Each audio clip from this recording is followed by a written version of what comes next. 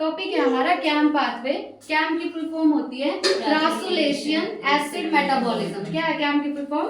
क्रासुलेशन acid metabolism discovered in the members of family Crassula which includes succulents. तुम्हें सिर्फ इतना ध्यान रखना है कि कैम पाथवे डिस्कवर किया गया है सकुलेंट्स में। कैम पाथवे किस में मिलता है? सकुलेंट्स में मिलता है। सकुलेंट्स क्या होते हैं? ऐसे प्लांट जो हमें डेजर्ट में मिलते हैं, और सकुलेंट्स को हम फैट प्लांट भी बोलते हैं। ठीक है, सकुलेंट्स को क्या बोलेंगे? फैट प्लांट्स बोलेंगे। These plants are specialised to store water. ये प्लांट्स की एक स्पेशलिटी होती है कि ये अपने अंदर वाटर को स्टोर कर सकते हैं। ठीक है, देयरफॉर लुक्स फ्लैशी। अब किसी के अंदर अगर पानी भरा हुआ होगा तो वो पतला दिखेगा या मोटा दिखेगा? मोटा दिखेगा। तो ये जो प्लांट्स है ये फ्लैशी दिखते हैं क्योंकि इन्होंने अपने अंदर वाटर को स्टोर किया है। एग्जाम्पल है कैक्टस और ओपनशिया। एग्जाम्पल क्या है? कैक्टस और ओपनशिया। तो क्या देखा अभी तक हमने? CAM pathway. कैम की फुल फॉर्म बताओ?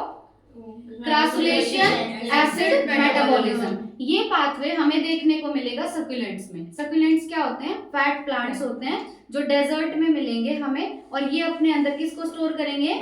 वाटर को स्टोर करेंगे। ठीक है, इसीलिए कैसे दिखते हैं? फ्लैशी दिखते हैं। उसके बाद एग्जाम्पल क्या है सकुलेंट्स का? कैक्टस और ओपनशिया। मतलब कैक्टस और ओपनशिया में क्या चलेगा? कैम पाथवे चलेगा। In these plants, stomata remain closed during daytime and open during night time.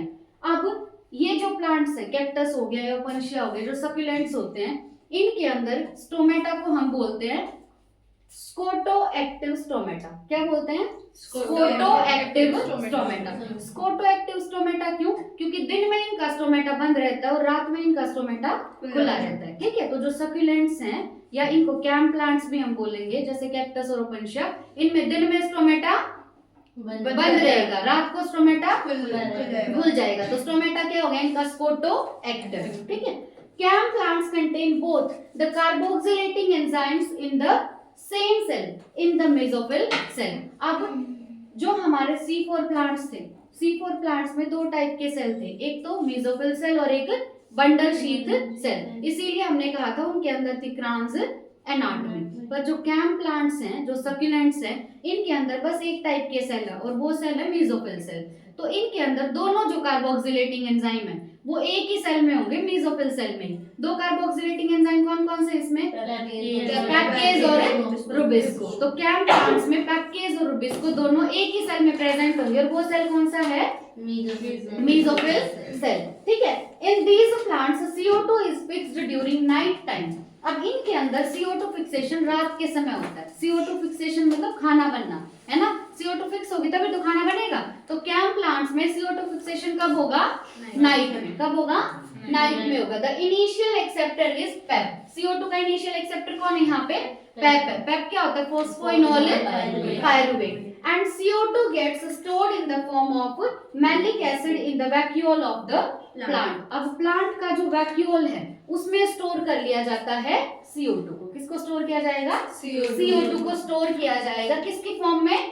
Malic acid की फॉर्म में। मैलिक एसिड बोलो या मैलेट बोलो। ठीक है, हमने कल भी देखा था पेप है, पेप ने CO2 को एक्सेप्ट किया। तो पेप ने जब CO2 को एक्सेप्ट किया तो उससे क्या बना था? Oxalo acetate. Very good. क्या बना था? Oxalo acetate. और ऑक्सैलो एसीटेट में हुआ था हाइड्रोजनेशन, और ऑक्सैलो एसीटेट से बन गया था मैलेट। क्या बन गया था? मैलेट। तो इनके अंदर मेसोफिल सेल में पेप था, पेप ने CO2 को एक्सेप्ट किया, ऑक्सैलो एसीटेट बना, ऑक्सैलो एसीटेट से मैलेट बना। अब ये मैलेट स्टोर हो जाएगा। ये मैलेट क्या हो जाएगा? स्टोर हो जाएगा। अभी दिन में ये खाना नहीं बनाएंगे। ठीक है, और ये मैलेट स्टोर होता है प्लांट के वैक्यूल में। मैलेट कहाँ स्टोर होता है? प्लांट के वैक्यूल में स्टोर कर लिया जाता है।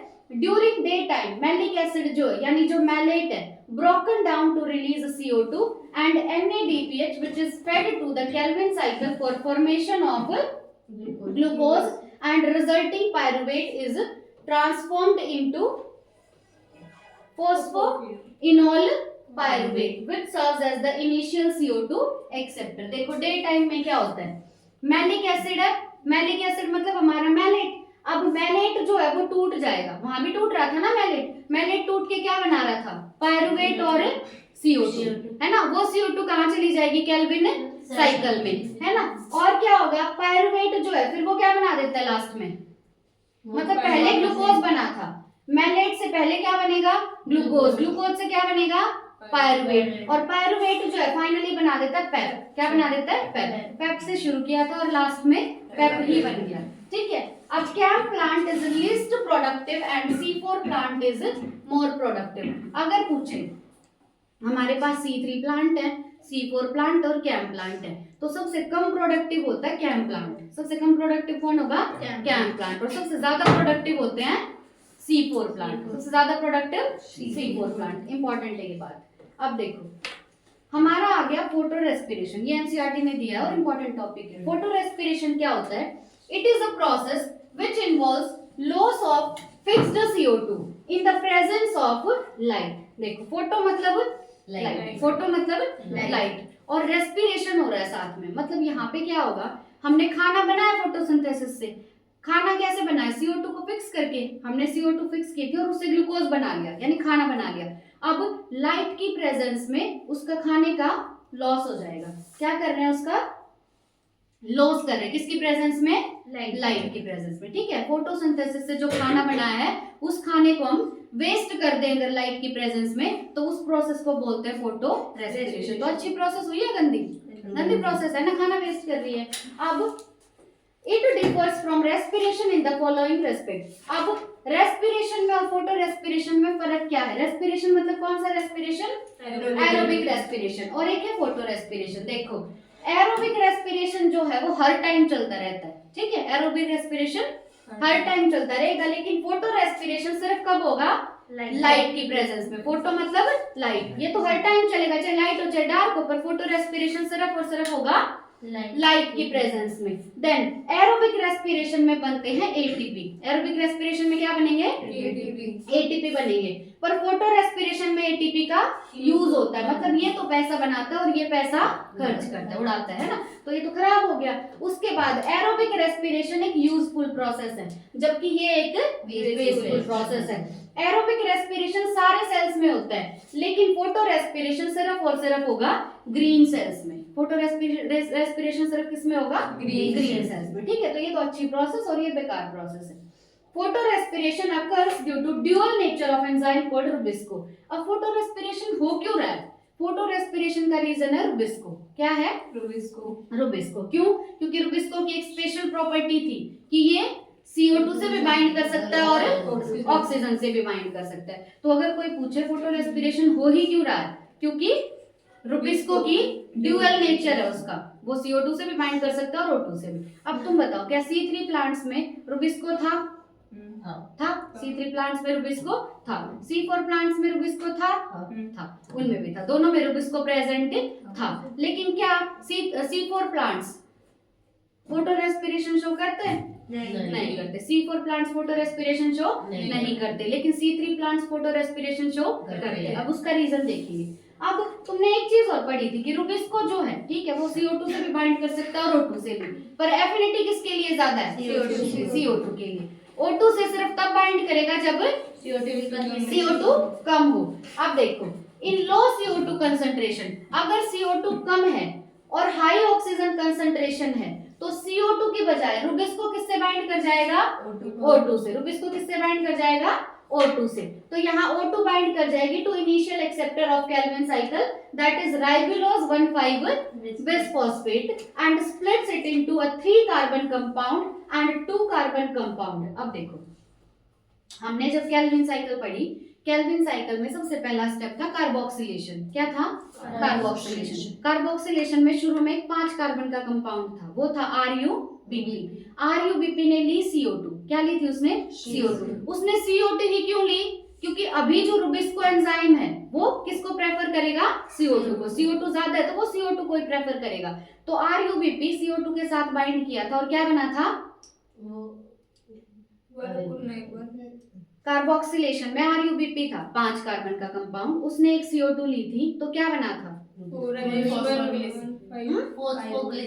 फॉस्फोग्लिसरेट। क्या बना था, फॉस्फोग्लिसरेट। कितने मॉलिक्यूल बने थे उसके, 2 मॉलिक्यूल बने थे। तो ये तो तब हो रहा है जब CO2 की कंसंट्रेशन हाई है, मतलब रुबिस्को CO2 को ही लेके आएगा। लेकिन अगर CO2 की कंसंट्रेशन कम है तो जो RuBp है वो CO2 से बाइंड नहीं करेगा, किससे बाइंड करेगा? ऑक्सीजन से। अब RUBP ऑक्सीजन से बाइंड कर गया, तो अभी तो कितने कार्बन है हमारे पास? 5 कार्बन है। तो ये 5 कार्बन वाला RUBP अब टूट जाएगा, एक तो 3 कार्बन के कंपाउंड में और एक 2 कार्बन के कंपाउंड में। ठीक है, 2 carbon compound form is called two phosphoglycolate. जो 2 कार्बन वाला कंपाउंड बना है उसका नाम है 2-फॉस्फोग्लाइकोलेट। क्या है नाम? 2-फॉस्फोग्लाइकोलेट। Therefore, photorespiration is also sometimes called as a C2 cycle. इसीलिए photorespiration का एक और नाम है C2 cycle। क्या है एक और नाम? C2 cycle। देखो,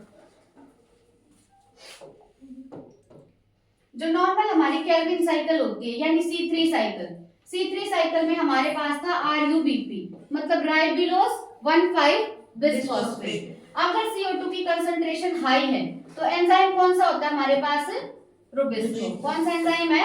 रुबिस्को। CO2 अगर हाई है तो रुबिस्को किससे बाइंड करेगा? CO2 से। तो यहाँ पे क्या आएगी? CO2। अब इसमें कितने कार्बन? 4। RUBP में राइबोलोज 5 है और CO2 में 1। तो यहाँ जो कंपाउंड है वो 6 कार्बन का बनना चाहिए पर बनता है 3 कार्बन का। पीजिए, तो इसके कितने मॉलिक्यूल बने? 2 मॉलिक्यूल बने। अब इसमें 3 कार्बन है, इसीलिए साइकिल का नाम क्या है? C3 cycle. लेकिन अब अगर CO2 हाई नहीं है, अगर O2 हाई है, O2 हाई है तो अब रुबिस्को CO2 से बाइंड नहीं करेगा, अब वो O2 से बाइंड करेगा। तो अब ये जो RUBP है, ये RUBP किससे बाइंड कर जाएगा? O2 से। अब कितने कार्बन है? 5। कितने कार्बन है? 5। यहाँ पे रुबिस्को आएगा। तो यहाँ पे जो कंपाउंड बनेंगे, एक कंपाउंड में तो होंगे 2 कार्बन और एक में होंगे 3 कार्बन। ये 2 कार्बन वाले का नाम अगर हम देखें तो इसका नाम है 2-फॉस्फोग्लाइकोलेट। क्या है नाम? 2-फॉस्फोग्लाइकोलेट। इसीलिए फोटो रेस्पिरेशन को हम एक और नाम से जानते हैं C2 साइकिल। ठीक है, तो ये रिएक्शन किसकी है? फोटो रेस्पिरेशन की। The mechanism of photorespiration was discovered by Warburg, इसीलिए इसको वॉरबर्ग इफेक्ट भी बोलते हैं। जो फोटो रेस्पिरेशन का मैकेनिज्म है एक साइंटिस्ट ने डिस्कवर किया था और उनका नाम था वॉरबर्ग। इसीलिए फोटो रेस्पिरेशन को 3 नाम से जानते हैं, फोटो रेस्पिरेशन, C2 साइकिल और Warburg effect.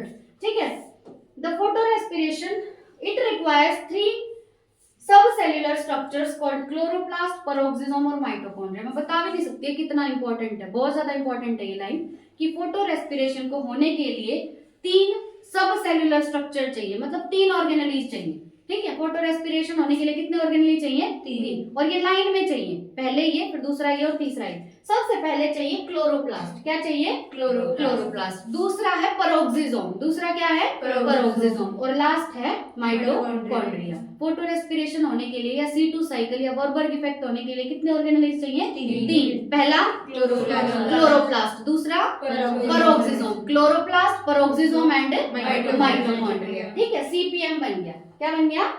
CPM, chloroplast, peroxisome, mitochondria. In C4 plants, photorespiration doesn't occur because in C4 plant there is a mechanism to maintain high CO2 concentration so that oxygenase activity doesn't occur. C4 plants में photorespiration कभी भी नहीं होता। क्यों नहीं होता C4 plants में? क्योंकि उनके अंदर एक ऐसा मैकेनिज्म है जिससे वो अपने अंदर हमेशा CO2 को हाई रखते हैं। CO2 अगर हमेशा हाई रहेगी तो कभी भी ऑक्सीजन की बाइंडिंग नहीं होगी, मतलब उनमें कभी भी फोटोरेस्पिरेशन नहीं होगा। तो ये वेस्टफुल प्रोसेस C4 प्लांट्स में नहीं होती, सिर्फ कौन से प्लांट्स में होगी? C3 प्लांट्स में होगी। ठीक है, अब देखो ये फोटो रेस्पिरेशन दिखा रखा पर एनसीईआरटी में है नहीं है। तो कौन से ऑर्गेनेल चाहिए? एक तो क्लोरोप्लास्ट, फिर पेरोक्सिसोम, फिर माइटोकॉन्ड्रिया। एक बार मोटा मोटा बता देती हूँ। देखो सबसे पहले क्या है हमारे पास? क्लोरोप्लास्ट। कौन सी ऑर्गेनेल है? सबसे पहले क्लोरोप्लास्ट है हमारे पास। अब क्लोरोप्लास्ट से ना यहाँ पे जो कंपाउंड बनता है वो ध्यान रखना, कितने कार्बन का बनेगा? एक तो 2 कार्बन का और एक 3 कार्बन का। 3 कार्बन का तो PGI बनेगा, फॉस्फोग्लिसरेट। और 2 कार्बन वाले का नाम क्या है? फॉस्फोग्लाइकोलेट। क्या है 2 कार्बन वाले का नाम? फॉस्फोग्लाइकोलेट है। ठीक है, उसके बाद क्लोरोप्लास्ट के बाद क्या है? पेरोक्सिसोम, और पेरोक्सिसोम के बाद है माइटोकॉन्ड्रिया। अब एक बार इसको कंपेयर करके देखो, ये दिख रहा है तुम्हें? हाँ। देखो हमें कंपैरिजन देखना है C3, C4 और कैम प्लांट्स का। पहले हम देखेंगे CO2 एक्सेप्टर। C3 प्लांट्स में CO2 को कौन एक्सेप्ट करता है? RUBP। कौन एक्सेप्ट करता है? RUBP। C4 प्लांट्स में कौन एक्सेप्ट करता है? PEP। कैम प्लांट्स में कौन एक्सेप्ट करेगा? PEP, phosphoenol pyruvate. फिर कार्बोक्सिलेटिव एंजाइम, C3 प्लांट्स में बस एक एंजाइम होता है, कौन सा एंजाइम? रुबिस्को। कौन से सेल्स में होगा? मेसोफिल सेल्स में। C4 प्लांट्स में दो एंजाइम है, एक है पेप्केज और एक है रुबिस्को। पेप्केज कहाँ पे होता है? मेसोफिल सेल्स में। और रुबिस्को कहाँ होगा? बंडल शीट सेल्स में। अब उसके बाद कैम प्लांट्स की अगर बात करें तो कैम प्लांट्स में भी दोनों एंजाइम है, पेप्केज भी और रुबिस्को भी, पर दोनों एक ही सेल में प्रेजेंट है। और सेल कौन सा है? Mesophyll cell. उसके बाद अगर हम CO2 is to NADP is to ATP का रेशियो अगर हम देखें तो C3 प्लांट्स में एक CO2 के लिए कितने ATP लगे थे? 3। और NADPH कितने? 2। तो यहाँ पे रेशियो क्या है? 1:3:2। ठीक है, 1 क्या है? CO2, 3 ATP और 2 NADPH। अगर C4 प्लांट्स में देखें तो एक CO2 के लिए लगे थे ATP 5 और NADPH 2, तो 1 5 2। अब इसका क्या प्लांट्स का याद करो तो कर लेना, यहाँ पे लगता है 1 6.5 और 2। ठीक है, कैम प्लांट्स में क्या एक CO2 के लिए 6.5 ATP लगते हैं और NADPH 2 लगते हैं। ठीक है, C3 प्लांट्स में एक CO2 के लिए इसको तुम्हें 3 तरीके से याद रखना है। देखो, एक C3 प्लांट है, एक C4 है और लास्ट कैम प्लांट्स है। अब पहले तो तुम्हें CO2 के हिसाब से ध्यान रखना है। एक CO2 के लिए C3 में कितने ATP चाहिए? 3 है ना, तो कितने ATP चाहिए? 3 ATP चाहिए। अब इससे 2 ज्यादा इसमें चाहिए। C4 में कितने चाहिए ATP? एक CO2 के लिए 5 ATP और यहाँ पे 6.5 ATP चाहिए। अब बात करेंगे NADPH की। NADPH तो सब में दो लगेंगे, यहाँ भी 2, यहाँ भी 2 और इसमें भी 2। अब बात करो ग्लूकोज के लिए। अगर तुम्हें ये ग्लूकोज बनाना है, खाना बनाना है ना लास्ट में, तो हमें ग्लूकोज में कितने कार्बन होते हैं? 6। एक CO2 के लिए 3 ATP, तो 6 CO2 के लिए 18 ATP। 6 3 जा 18, तो यहाँ पे 18 ATP चाहिए। यहाँ पे कितने चाहिए? 30 ATP। कितने ATP चाहिए? 30 ATP। यहाँ पे करना 36 पॉइंट कुछ है, कितने चाहिए? यही होगा ना? कितने चाहिए? 37 कैसे? 39 ही ना? कितने ATP चाहिए? 39। तो ग्लूकोज के लिए भी ध्यान रखना, एक ग्लूकोज के लिए C3 साइकिल में लगेंगे 18 ATP, C4 में लगेंगे 30 ATP और कैम प्लांट्स में लगेंगे 39 ATP। फोटो रेस्पिरेशन किस में होता है इनमें से? फोटो रेस्पिरेशन C3 में। फोटो रेस्पिरेशन किस में होगा? C3 में। C4 में क्यों नहीं होगा? क्योंकि इनके अंदर एक मैकेनिज्म है, CO2 हमेशा हाई रहेगा। अब हमें बात करनी है फोटो रेस्पिरेशन की। ये होगा C3 में, कैम में भी होता है। ठीक है, फोटो रेस्पिरेशन सिर्फ और सिर्फ C4 प्लांट्स में नहीं होता, कैम में भी होगा और C3 में भी होगा। उसके बाद है क्रान्स एनाटॉमी। क्रान्स एनाटॉमी सिर्फ और सिर्फ प्रेजेंट होती है C4 प्लांट्स में। क्रान्स एनाटॉमी मतलब vascular bundles are surrounded by bundle sheath cells. ठीक है, तो क्रान्स एनाटॉमी सिर्फ और सिर्फ किसमें होगी? C4 प्लांट्स में। बहुत इंपॉर्टेंट बात है।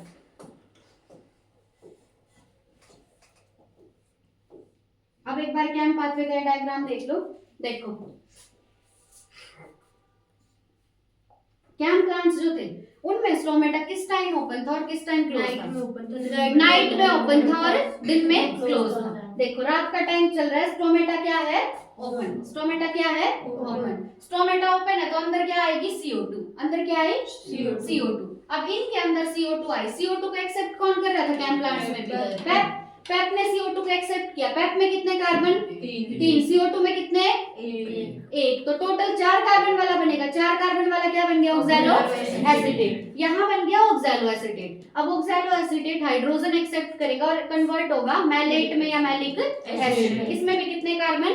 4। हमने देखा था ये स्टोर हो जाएगा किसके अंदर? वैक्यूल के अंदर। अब वैक्यूल में ये स्टोर हो गया, उसके बाद क्या होगा? जब मैलेट टूटेगा तो मैलेट टूट के 2 चीजें बनाता है, एक तो CO2 बनाएगा और एक पायरुवेट बनाएगा। क्या बनाएगा? एक तो CO2 और एक पायरुवेट। अब पायरुवेट में कितने कार्बन? 3। CO2 में कितने?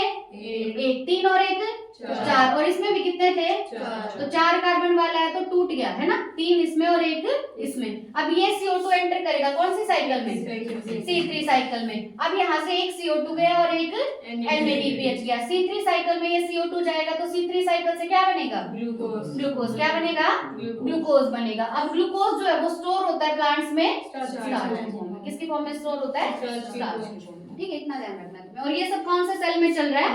मेसोफिल सेल्स में। कैम जो पाथवे वो चलता है मेसोफिल सेल्स में।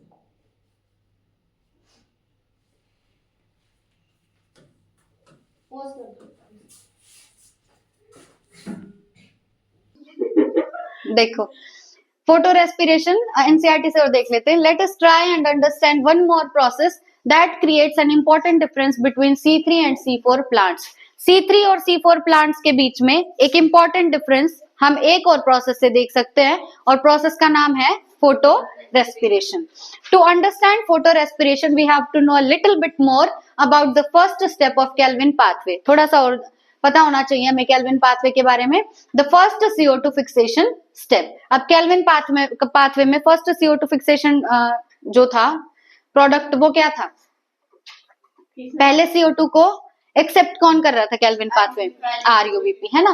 This is the reaction where RUBP combines with CO2 और क्या बना रहा था? 2 मॉलिक्यूल्स ऑफ 3PGA। ठीक है, पता है तो हमें। और इसके लिए एंजाइम कौन सा चाहिए? रुबिस्को। बस यही लिखा हुआ है। RUBP ने CO2 से बाइंड किया, रुबिस्को की प्रेजेंस में 2 मॉलिक्यूल बन गए 3PGA के। उसके बाद Rubisco that is the most abundant enzyme in the world. पूरे वर्ल्ड में सबसे अबंडेंट एंजाइम कौन सा है? रुबिस्को। पर एनिमल वर्ल्ड में प्रोटीन सबसे अबंडेंट कौन है? कोलेजन। और रुबिस्को एंजाइम है पर साथ में ये भी प्रोटीन है ना, क्योंकि एंजाइम्स क्या होते हैं? लगभग प्रोटीन होते हैं। तो अगर पूछे एनिमल वर्ल्ड में सबसे अबंडेंट प्रोटीन, एनिमल वर्ल्ड में नहीं सॉरी पूरे बायोस्फीयर में सबसे अबंडेंट प्रोटीन या सबसे अबंडेंट एंजाइम, दोनों रुबिस्को ही बोलेंगे। ठीक है, is characterized by the fact that its active site can bind both CO2 and O2, hence the name। इसी हिसाब से इसका नाम रखा है। Can you think how this could be possible? Rubisco has a much greater affinity for CO2 when the CO2 is to O2 is nearly equal। जब CO2 और O2 का रेशियो लगभग बराबर होगा ना, मतलब जितनी CO2 है उतनी O2 अगर है तो रुबिस्को किससे बाइंड करेगा? CO2 से। ठीक है, Imagine what would happen if this were not so। This binding is competitive। ये बाइंडिंग कैसी होती है? competitive। ठीक है, रुबिस्को की जो बाइंडिंग है O2 या CO2 के साथ वो बाइंडिंग competitive है। कैसी बाइंडिंग है?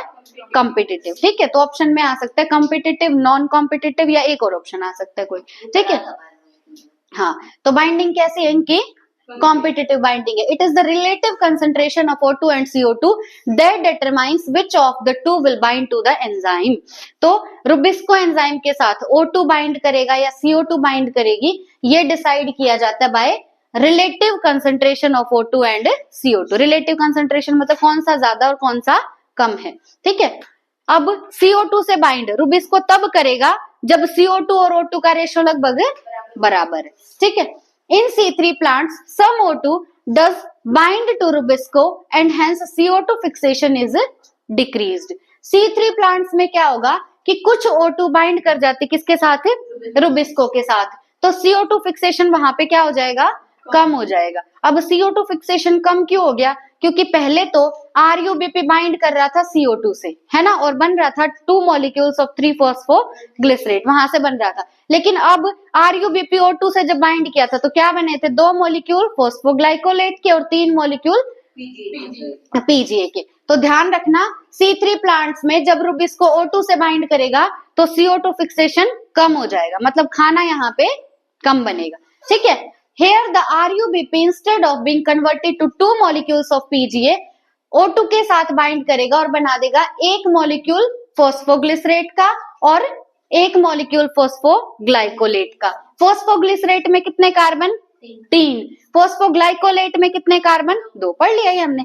इन a pathway called photorespiration. और ये जो पाथवे चल रहा है इसका नाम क्या है? Photorespiration. ठीक है,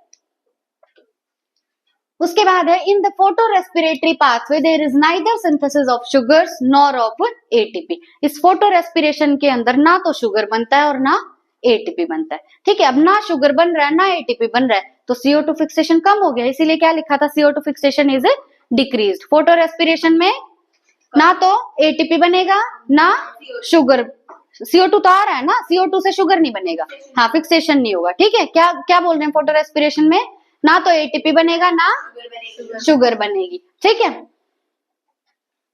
rather it results in the release of CO2 with the utilization of ATP। बल्कि क्या करता है, CO2 लेते हैं ये प्लांट्स, CO2 लेंगे और उससे खाना नहीं बनाएंगे, CO2 को बाहर छोड़ देंगे, तो ये तो एनवायरमेंट गंदा और कर रहे हैं, है ना। क्या होगा, CO2 आई, करना तो क्या था, CO2 लेके खाना बनाना था, इन्होंने CO2 ली और CO2 को बाहर छोड़ दिया, और साथ में इस काम के लिए एटीपी भी लेते हैं।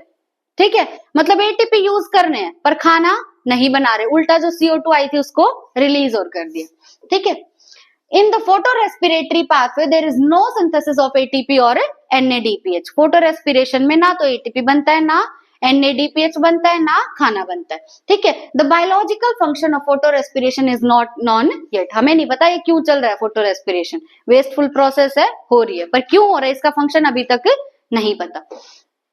In C4 plants photorespiration doesn't occur। C4 plants में photorespiration नहीं होता, this is because they have a mechanism that increases the concentration of CO2 at the enzyme site. क्योंकि उनके अंदर जहां एंजाइम प्रेजेंट है, C4 प्लांट्स में रुबिस्को एंजाइम कौन से सेल्स में होता है, बंडल शीथ सेल्स में। तो C4 प्लांट्स के अंदर एक मैकेनिज्म है कि बंडल शीथ सेल्स में CO2 हाई रहे। ठीक है, this take place when C4 acid, C4 acid कौन सा था C4 प्लांट्स में,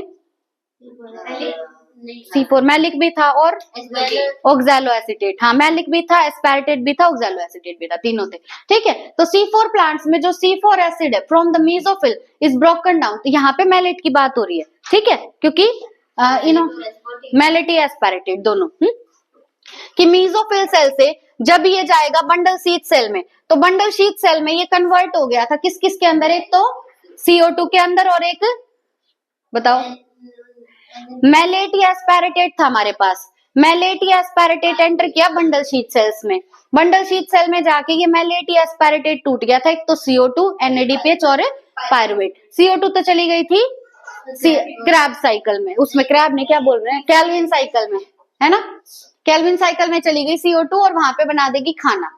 ठीक है, उसके बाद क्या है, C4 एसिड हमारा टूट गया, कहाँ पे एंट्री ली इसने, बंडल शीथ सेल्स में ली, CO2 रिलीज कर दिया। This results in increasing the intracellular concentration of CO2। ये कैसे बढ़ा रहे अपने CO2 को, देखो मेसोफिल सेल से मैलेट आया, अब वो मैलेट आके बंडल शीथ सेल्स में टूट गया, और टूटा किसमें, CO2 में, तो CO2 की कंसंट्रेशन हाई नहीं होगी। मैं क्या कहने की कोशिश कर रही हूं,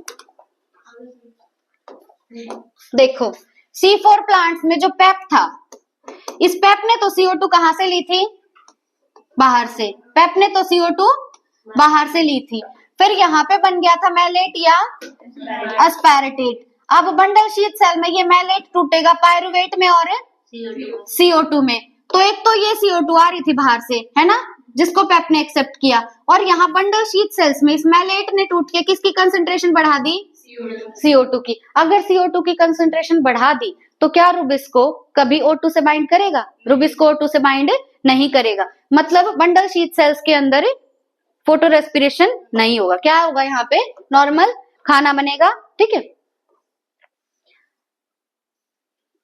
कैसी कंडीशन बढ़ाई है, इंट्रासेल्युलर कंसंट्रेशन बढ़ा दी CO2 की, कौन से सेल में बढ़ी CO2 की कंसंट्रेशन, बंडल शीथ सेल्स में। In turn, this ensures that the Rubisco function as a carboxylase, minimizing the oxygenase activity। इस काम की वजह से क्या हुआ कि रुबिस्को की अब कार्बोक्सिलेज एक्टिविटी चलेगी, ऑक्सीजनेज एक्टिविटी को बिल्कुल मिनिमाइज कर दिया गया है।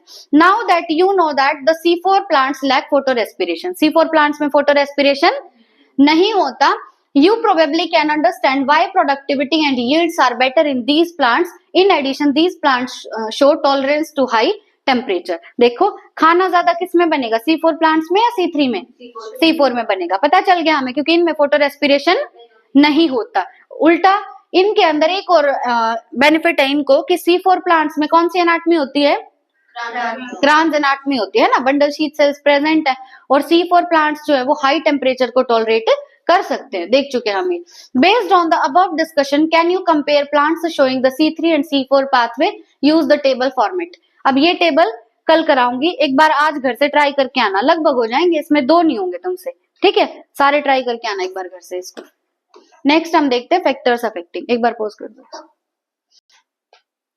देखो टॉपिक है हमारा factors affecting photosynthesis as understanding of, बीच वीडियो में से गई देखो factors affecting photosynthesis, an understanding of the factors that affect photosynthesis is necessary. The rate of photosynthesis is very important in determining the yield of plants including crop plants. अब photosynthesis का rate जानना हमारे लिए बहुत जरूरी है। Photosynthesis के rate का क्या मतलब, आज सुबह भी बताया था, रेट मतलब कितनी देर में क्या काम हो रहा है, ठीक है। तो फोटोसिंथेसिस का रेट हमारे लिए जानना बहुत जरूरी है, क्योंकि फोटोसिंथेसिस में बनता क्या है, खाना, है ना। फोटोसिंथेसिस में क्या बनता है, खाना। अगर हमें ये पता चल गया कि इतनी देर में इतना खाना बन रहा है, तो हमें पता चल जाएगा कि प्लांट्स की जो प्रोडक्टिविटी है या जो क्रॉप प्लांट्स है उनकी यील्ड कितनी है। यील्ड मतलब उनकी प्रोडक्टिविटी कितनी है, ठीक है। तो अगर हमें क्रॉप प्लांट्स की यील्ड जाननी है कि वो कितना खाना बना रहे हैं, कितना प्रोड्यूस कर रहे हैं, तो हमें जानना होगा रेट ऑफ फोटोसिंथेसिस, ठीक है। Photosynthesis is under the influence of several factors both internal and external. अब फोटोसिंथेसिस डिपेंड करता है इंटरनल फैक्टर्स पे भी और एक्सटर्नल फैक्टर्स पे भी। इंटरनल मतलब प्लांट के खुद के अंदर के फैक्टर्स, ठीक है। तो क्वेश्चन अगर आए कि क्या फोटोसिंथेसिस सिर्फ एक्सटर्नल पे डिपेंड करता है, नहीं, प्लांट के अंदर के फैक्टर्स पर भी फोटोसिंथेसिस डिपेंड करता है, ठीक है, इंटरनल पे भी और एक्सटर्नल पे भी। द प्लांट फैक्टर्स इंक्लूड, अब ये जो प्लांट फैक्टर है ये कौन कौन से हो जाएंगे, पहला आ जाएगा नंबर, पहला क्या आएगा, नंबर। नंबर किसका, लीव्स का, किसका नंबर, लीव्स का। दूसरा लीव्स का साइज क्या है, तीसरा लीव्स की एज क्या है, और फोर्थ लीव्स की ओरिएंटेशन क्या है। ओरिएंटेशन मतलब लीफ ऐसे है या ऐसे है, ठीक है। तो फोटोसिंथेसिस जो डिपेंड करेगा, पहला डिपेंड करेगा लीव्स के ऊपर, लीव्स का नंबर कितना है, लीव्स का साइज कितना है, लीव्स का ओरिएंटेशन कैसा है और एज कितनी है लीव्स की। अब उसके बाद है दूसरा डिपेंड करेगा मेसोफिल सेल्स के ऊपर, किसके ऊपर, मेसोफिल सेल्स के ऊपर। तीसरा डिपेंड करेगा क्लोरोप्लास्ट के ऊपर।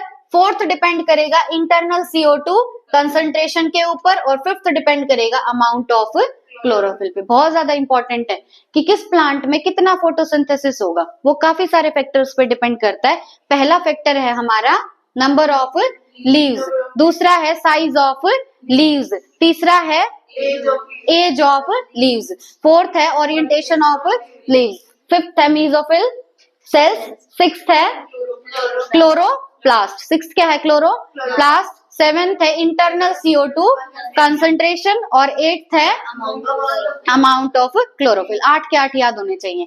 द प्लांट और इंटरनल फैक्टर, जो प्लांट के खुद के फैक्टर होंगे या जो उसके इंटरनल फैक्टर होंगे, are dependent on the genetic predisposition and the growth of the plant.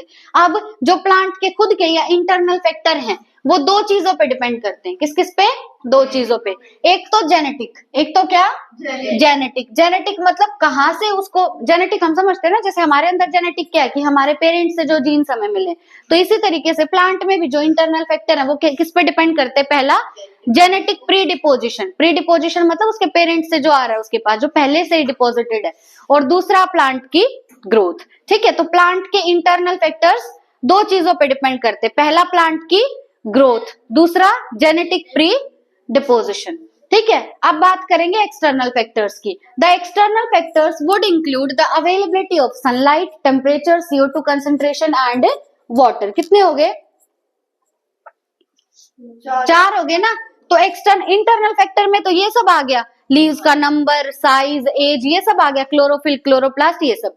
उसके बाद एक्सटर्नल फैक्टर्स में आता है कि कितनी सनलाइट अवेलेबल है, क्योंकि फोटोसिंथेसिस लाइट की प्रेजेंस में होता है। तो पहला एक्सटर्नल फैक्टर क्या आएगा, कितनी सनलाइट अवेलेबल है। दूसरा आएगा टेम्परेचर क्या है, तीसरा CO2 की कंसंट्रेशन कितनी है, और फोर्थ वाटर कितना है। तो प्लांट के फोटोसिंथेसिस का रेट वो 2 चीजों पे डिपेंड करता है, इंटरनल फैक्टर पे भी और एक्सटर्नल पे भी। एक्सटर्नल में क्या क्या आ जाएगा, सनलाइट कितनी आ रही है ना, टेम्परेचर कैसा है, CO2 कंसंट्रेशन और वाटर।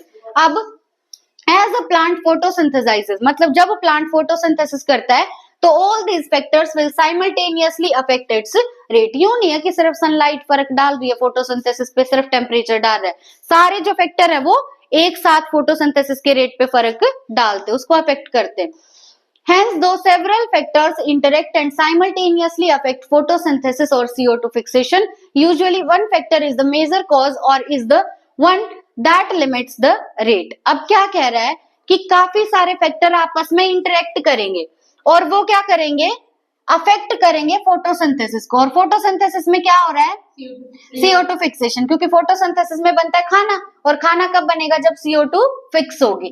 ठीक है, अब ज्यादातर क्या होता है कि एक फैक्टर जो है वो मेजर कॉज होगा या लिमिट करेगा रेट को, फोटोसिंथेसिस के रेट को, या तो कोई ऐसा फैक्टर होगा जो बहुत बढ़ा देगा, या कोई एक फैक्टर ऐसा होगा जो उसको घटा देगा यानी लिमिट करेगा। Hence, at any point, the rate will be determined by the factor available at suboptimal levels. तो अगर हम किसी भी पॉइंट की बात करें फोटोसिंथेसिस में, तो जो फोटोसिंथेसिस का रेट है वो डिटरमाइन किया जाता है किसी भी फैक्टर के सब ऑप्टिमल लेवल से। अब सब ऑप्टिमल लेवल का मतलब क्या है, जैसे मान लो हम हमारी बात करें तो हमारी बॉडी की जो फंक्शनिंग है वो मैक्सिमम कब होगी, जब टेम्परेचर हमारे अकॉर्डिंग हो। जैसे हम यहाँ बैठे, ना तो ज्यादा सर्दी और ना ज्यादा गर्मी हो, तो ऐसा टेम्परेचर जहां पे हमारी एक्टिविटी मैक्सिमम होगी उसको बोलेंगे ऑप्टिमम टेम्परेचर, या अगर SI pH के टर्म में कहे तो वो होगा ऑप्टिमम pH। बायोमोलिक्यूल्स में बता चुकी हूँ ये, है ना।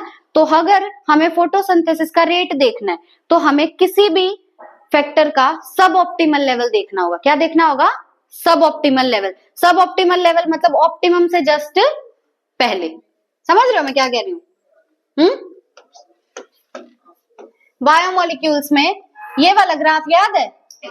हाँ, एक्टिवेशन एनर्जी नहीं, टेम्परेचर वाला, कि यहाँ जो ये वाला जो यहाँ पे अगर हम एक्टिविटी देखें तो यहाँ एक्टिविटी क्या थी, मैक्सिमम। यहाँ एक्टिविटी मैक्सिमम थी, मतलब यहाँ सबसे ज्यादा काम कर सकता है वो, तो इस टेम्परेचर को हम क्या बोल देते हैं, ऑप्टिमम टेम्परेचर। अब अगर हमें कोई भी फैक्टर देखना है, एक्सटर्नल फैक्टर देखना है, तो हमें देखना होगा सब ऑप्टिमल। क्या देखना होगा, मतलब ऑप्टिमम से जस्ट पहले वाला। क्या देखना होगा, ऑप्टिमम से जस्ट पहले वाला। समझते हैं अभी आगे इसको।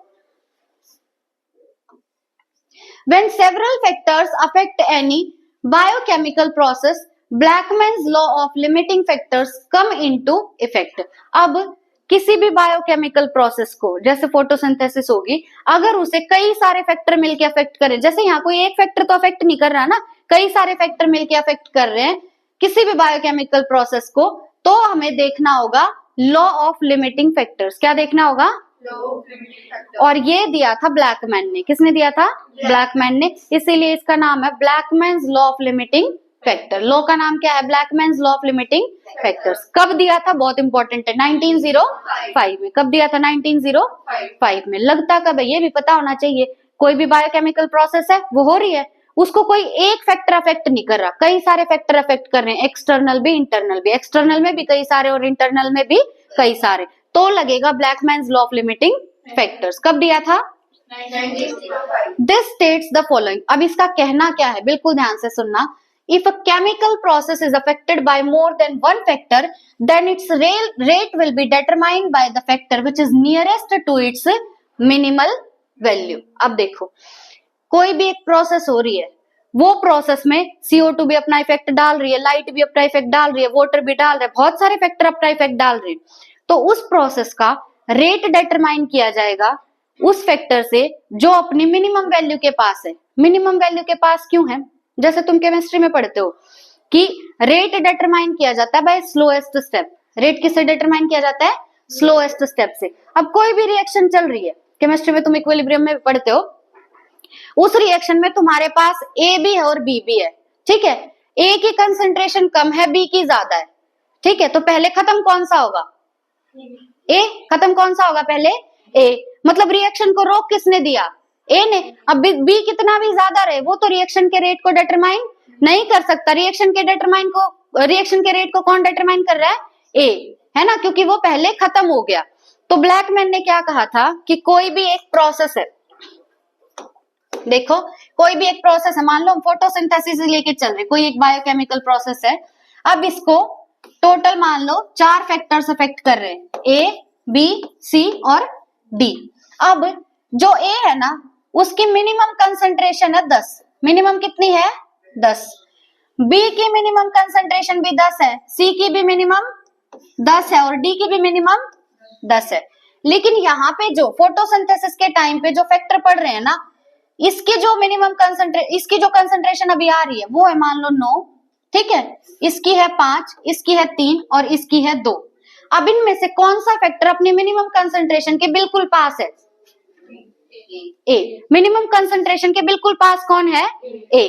तो जो भी फैक्टर अपनी मिनिमम कंसंट्रेशन के बिल्कुल पास होगा वो डिटरमाइन करेगा रेट ऑफ रिएक्शन, ठीक है। तो ब्लैकमैन ने क्या बोला कि जब भी किसी प्रोसेस को बहुत सारे फैक्टर्स अफेक्ट कर रहे हैं तो रेट डिटरमाइन किया जाएगा बाय दैट फैक्टर जो अपनी मिनिमम कंसंट्रेशन के पास होगा, ठीक है। कब दिया था ये लो? 1905। हाँ।